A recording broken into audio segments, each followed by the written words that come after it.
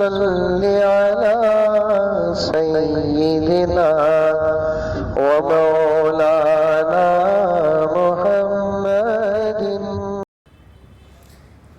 حضرت سوال آئے مولانا حاجی امداد اللہ مکی رحمۃ اللہ علیہ کے بارے میں کچھ بتائیں۔ اصل میں اس وقت سیرتیں بیان کرنے کا موقع نہیں ہے، لیکن پھر بھی آپ کا حکم ہے تو میں کر دیتا ہوں۔ حضرت امداد اللہ مہاجر مکی رحمۃ اللہ علیہ ہمارے ملک کے بڑے اولیاء میں سے گزرے ہیں۔ اللہ تعالیٰ نے اتنی زبردست کرامت آپ کو عطا فرمایا تھا، بغیر کسی سواری کے حضرت ہندوستان سے مکہ پہنچ جاتے تھے۔ قاسم نانوتوی رحمۃ اللہ علیہ، قاسم العلم والخیرات، دارالعلوم دیوبند کے بانی و محتمم، حضرت کے خلیفہ مرید۔ حضرت رشید احمد گنگوہی، حضرت کے خلیفہ و مرید۔ حضرت اشرف علی تھانوی رحمۃ اللہ علیہ، امداد اللہ مہاجر مکی رحمۃ اللہ علیہ ہی کے مرید اور خلیفہ ہیں۔ جب مریدین علم و عمل کے اتنے بڑے آسمان ہیں، ان کے شیخ کا عالم کیا ہوگا؟ سمجھ میں آئی باتیں؟ مہاجر مکی ان کو اس لیے کہتے ہیں، کچھ حالات ہندوستان کے ناسازگار ہوئے تو انہوں نے ہجرت کر کے مکے کو چلے گئے۔ کیسے گئے؟ ابھی آپ کی کرامت بتایا نہیں میں، کوئی سواری گھوڑ کچھ نہیں، کیسے پہنچے؟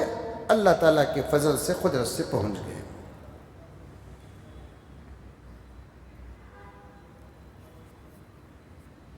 حضرت آپ نے کہا تھا کہ سورہ ملک سورہ واقعہ پڑھنے کے فائدے، مگر ہمیں پڑھنا نہیں آتا تو کیا آڈیو کے ذریعے سے سن سکتے ہیں؟ سن سکتے ہیں، بہت اچھی بات ہے۔ قرآن پاک کے پڑھنے کا بھی فائدہ ہے، قرآن پاک کے سننے کا بھی فائدہ ہے، لیکن پڑھنے کا فائدہ جتنا ہے اتنا فائدہ سننے کا نہیں ہے۔ سمجھ میں آئی باتیں؟ پڑھنا نہیں آتا یہ عذر اللہ کے دربار میں قابل قبول نہیں ہے۔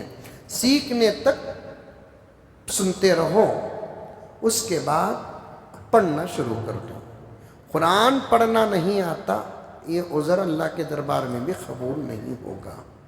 محنت کرو، تمام سے گزارش ہے، شرمانے کی کوئی ضرورت نہیں ہے، سیکھنے کی کوشش کرو۔ انشاءاللہ تعالی آپ ذرا 3-4 مہینے محنت کریں گے، سب کو قرآن پڑھنا آ جائے گا۔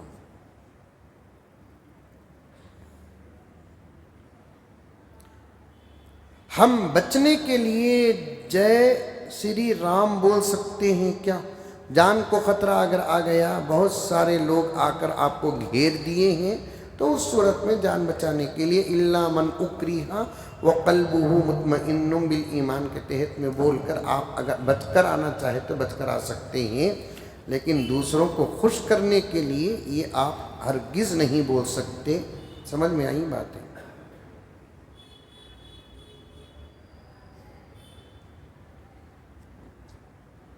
جمعے کی نماز 2 رکعت فرض پڑھ کر پھر ظہر کی 4 رکعت فرض پڑھنا کیا؟ نہیں، جمعے کی نماز فرض پڑھ لیے تو پھر آپ کی ظہر کی 4 رکعت نہیں ہے۔ اور عورتوں کے لیے بھی وہی ہے کہ عورت اپنے گھر میں 4 رکعت ظہر کی نماز پڑھے۔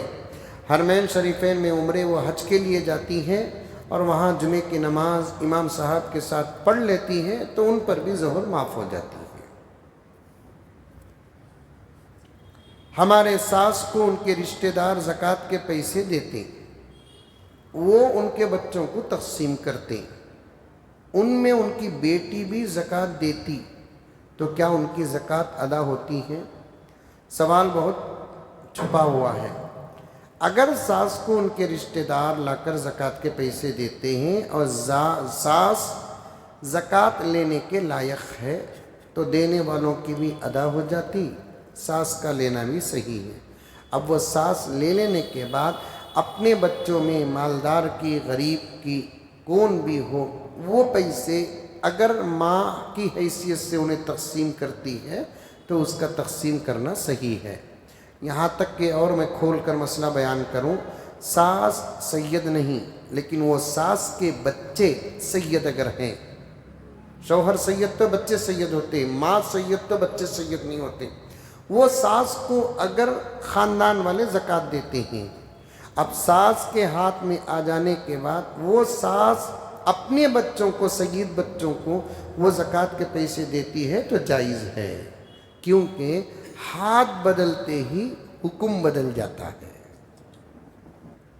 ہاتھ بدلتے ہی اللہ کے نبی گھر میں تشریف لائے، اماں عائشہ سے پوچھا کہ عائشہ کھانے کے لیے کچھ ہے؟ اماں عائشہ نے کہا کہ کچھ بھی نہیں ہے یا رسول اللہ۔ آپ کے گھر میں ایک خادمہ تھی بریرہ، وہ کہنے لگی یا رسول اللہ میرے پاس صدقے کا گوشت ہے، کسی نے مجھے صدقے کا گوشت دیا ہے۔ آقا نے فرمایا کہ تیرے لیے صدقہ ہے، تو اگر مجھے دیتی ہے تو میرے لیے ہدیہ ہے۔ لکی صدقہ ولی ہدیہ، تیرے لیے وہ صدقہ ہے، تو اپنے طرف سے مجھے دیتی ہے تو وہ ہدیہ ہے۔ اب اس کے بعد ان میں ان کی بیٹی بھی زکوٰۃ دیتی ہے، کیا مطلب ہے؟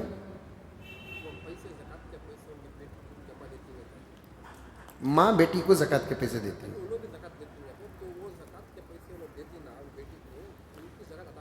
ہاں، اگر بیٹی زکوٰۃ دینے والی ہے تو ماں اپنی بیٹی کو جو پیسے دیتی ہے وہ تحفتاً دیتی ہے، دینا جائز ہے۔ سمجھ میں آئی باتیں؟ اب میں کیسا بولوں کہ میں ساس بول کو سمجھو گا تو ورنہ پھر مجھے ساسج بنا ڈالے تو۔ ایک ساس ہے بھی، ان کو کون کے لاکھوں زکوٰۃ کے پیسے دیے، اب ان کے ہاتھ میں وہ آتے کہ نہیں کہ زکوٰۃ کے پیسے نہیں ہوئے، اب وہ ادا تو ہو گئی ان کے ہاتھ میں، اب ان کے خاص پیسے ہو گئے۔ اب وہ پیسے ان کی کسی بیٹی کو انہوں دیتے ہیں، وہ بیٹی مالدار ہے، 50 سورن سونا ہے، اپنی بیٹی کو وہ پیسے دے رہی ہوں بولے تو ماں اپنی بچی کو تحفہ دیے سکا ہوگا، وہ زکوٰۃ کا پیسہ نہیں ہے، دینا جائز ہے۔ سمجھ میں بات؟ 11ویں کرنا بدعت ہے کیا؟ یقیناً بدعت ہے۔ یہ عمل کہیں بھی ثابت نہیں ہے۔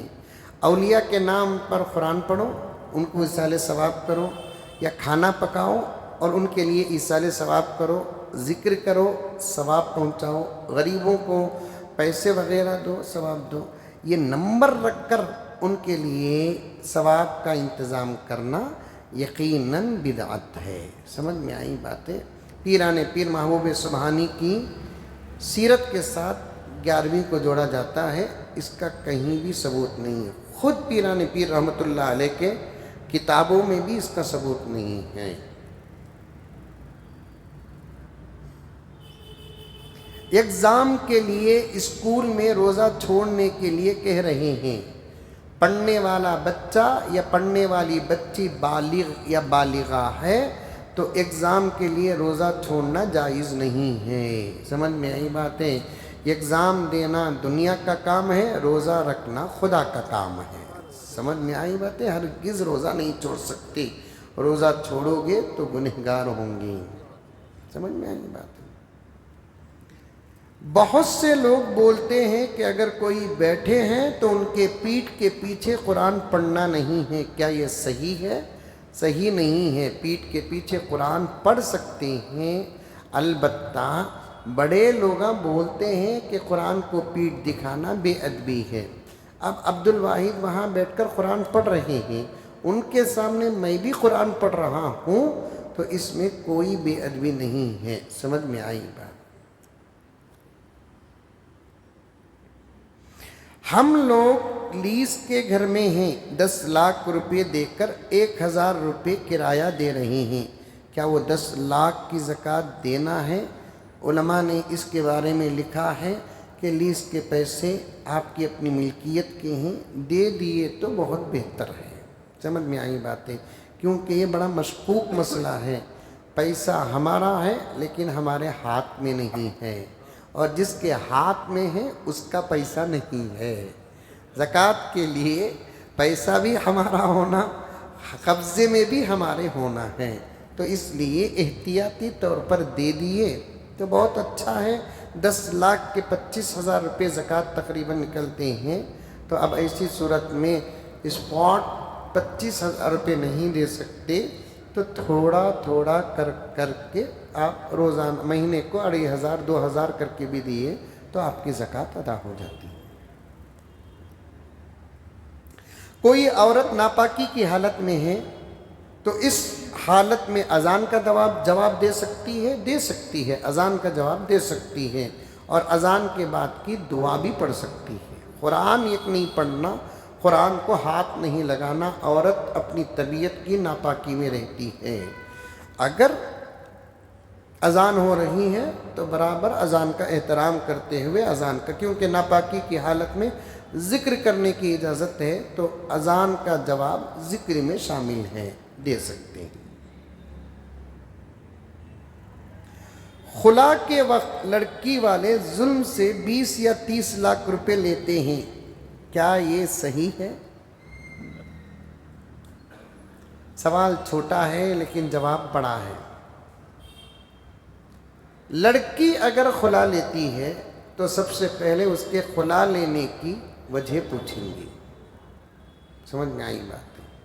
شرعی اعتبار سے اگر انہیں خلا پوچھتی ہے تو اس کے لیے کوئی گناہ نہیں، ورنہ حدیث میں آتا ہے کہ جو عورت بغیر کسی وجہ کے یا کسی دوسری وجہ سے، دوسری وجہ کا تو سمجھ رہے ہیں، اپنے شوہر سے خلا مانگتی ہے، وہ جنت جانا تو دور کی بات کہ جنت کی خوشبو بھی نہیں سونگھے گی، سمجھ میں آئی بات؟ پوری زندگی اس پر نحوست رہے گی۔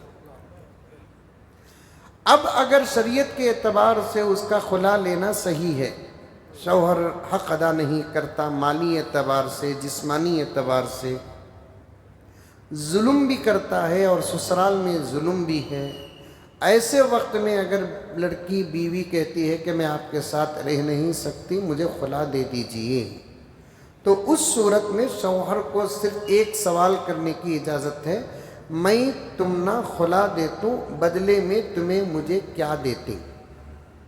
سمجھ میں آ رہا ہے آپ؟ شوہر پوچھنے کی اجازت ہے، میں تمنا خلا دیتوں بدلے میں تمہیں مجھے کیا دیتے؟ اب اگر لڑکی کہتی ہے جو مہر تمہیں مجھے دیے تھے 20,000 کی، 25,000 کی، 1 لاکھ کی، میں وہ مہر کے پیسے تمنا واپس کر ڈالتوں، تو مہر کے پیسوں کے بقدر شوہر خلا میں پیسہ لے سکتا ہے۔ شرعی طور پر توجہ سے سنیں، شرعی طور پر لڑکا ظلم کر رہا ہے، لڑکا جسمانی اعتبار سے حق ادا نہیں کر رہا ہے، مالی اعتبار سے حق ادا نہیں کر رہا ہے، اب لڑکی کو خلا مانگنے کی شریعت اجازت دیتی ہے، کئی بیٹھک ہو کر بھی نپتا نہیں ہے، تو اس صورت میں شوہر کو جو مہر کا پیسہ دیا اتنا پیسہ لے کر خلا دے سکتا ہے، اس سے زیادہ لینا ظلم میں داخل ہے۔ شریعت کے دائرے میں اگر خلا لیتی ہے تو زیادہ لینے کی اجازت نہیں ہے، خواہ اگر خلا لیتی ہے تو پھر زیادہ لینے کی اجازت کہاں مل جائے گی؟ ہاں توجہ سے سنیں، مسئلہ آج کل باہر ایسا ہو رہا ہے، لڑکی اگر کہتی ہے کہ مہر کے بدلے مجھے خلا دے دو، تو پھر لڑکی مہر دے گی، اگر شوہر دیا رہا، شوہر دے کچھ نہیں رہا تو کیا کرنا؟ آج کل مہر دیتے نہیں نا، جوڑے کے پیسے کیشن کیاری لیتے ہیں، مہر کے پیسے ہے نا خرز اور ڈیو میں رکھ دیتے ہیں۔ اگر شوہر مہر دے کر نہیں ہے تو اس صورت میں بیوی بول سکتی ہے تمہیں منجے مہر کے پیسے دینا ہے نہیں، میں وہ تمنا معاف کر ڈالتا ہوں، اس کے بدلے میں تمہیں منجے میں طلاق خلا دے ڈالو، یہ بھی صحیح ہے، سمجھ نہیں بات؟ اب اس کے بعد لڑکی کا جو زیور ہے وہ پورا لڑکی کا، نکاح کے وقت میں لڑکے والے لڑکی کو جو زیور ڈالتے ہیں تحفتاً اگر دے دیے ہیں تو پھر خلا میں واپس لینا جائز نہیں ہے، پہننے کے لیے دیے ہیں تو اس صورت میں ہمارا زیور ہم نہ دے ڈالو بول سکتے۔ عام طور پر نکاح میں لڑکی کو لڑکے والے جو زیور ڈالتے ہیں نا وہ تحفتاً ہی ڈالتے ہیں، لیکن فیصلے کے وقت کیا بولتے ہیں؟ تمہارا زیور تمہیں اٹھا لو، ہمارا زیور ہم نہ دے ڈالو، تو پھر یہ بچی کی جو زندگی غارت ہو رہی ہے اس کا ذمہ دار کون؟ آج کل ایسے فیصلے چل رہے ہیں، شریعت کا شین تک نہیں معلوم، ایسے لوگ چھوٹے چھوٹے آفیساں کھول کر فیصلے کر رہے ہیں۔ علم سے دور تک تعلق نہیں ہے۔ پھر لڑکی اپنے جہیز میں جو لے کر گئی نا، وہ پورا سامان لڑکی کا ہی ہے۔ بعض جگہ پر لڑکی پر ظلم ہوتا، بعض جگہ پر لڑکے پر ظلم ہوتا۔ شادی ہوئی، 10 سال گزر گئے، اب لڑکی خلا مانگ رہی ہے، مجبور ہو کر لڑکا خلا دے رہا ہے۔ فیصلے کے وقت میں 10 سال پہلے جو خرچ ہوا تھا نئے ساز و سامان پر، اس کی لسٹ بنا کر لڑکے سے وصول کرتے ہیں۔ یہ بھی تو ظلم ہے، یہ بھی تو ظلم ہے۔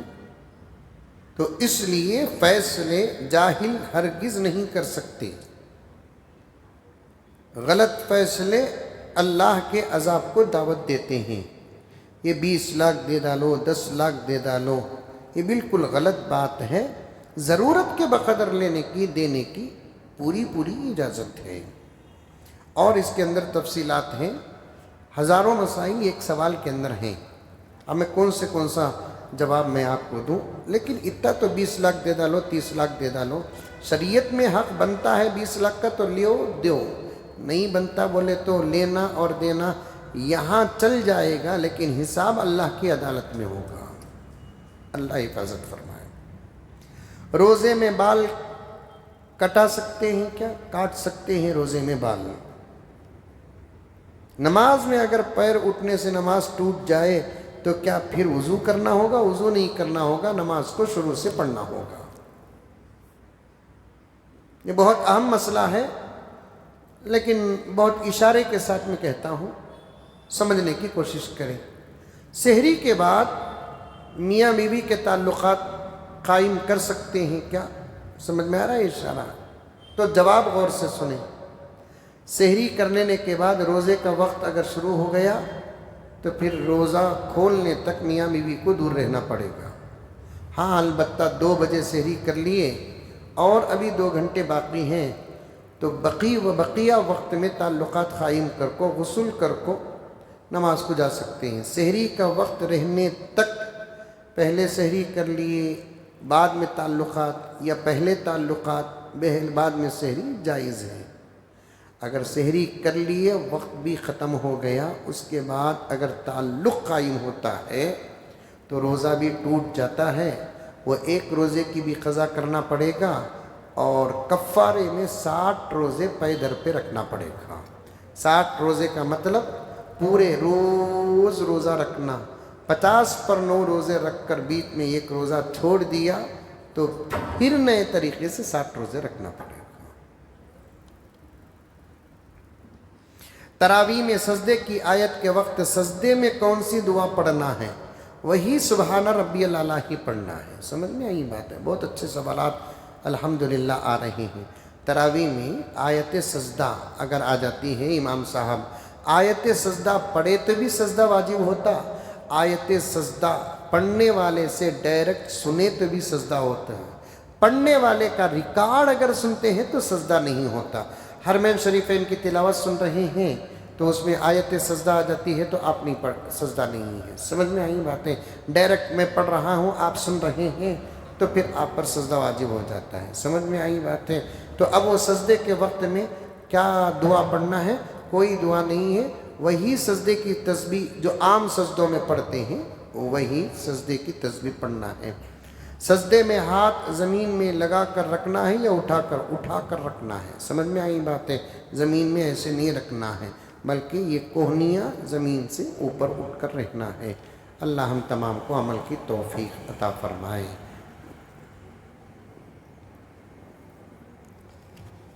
لک الحمد لک شکریہ اللہ، اللہم صلی علی سیدنا نبینا مولانا محمد وبارک وسلم۔ ربنا آتنا فی الدنیا حسنہ وفی الآخرۃ حسنۃ وقنا عذاب النار۔ ربنا ظلمنا انفسنا وإن لم تغفر لنا وترحمنا لنکونن من الخاسرین۔ صلی اللہ تعالی علی خیر خلق محمد وآلہ وأصحابہ اجمعین برحمتک یا ارحم الراحمین۔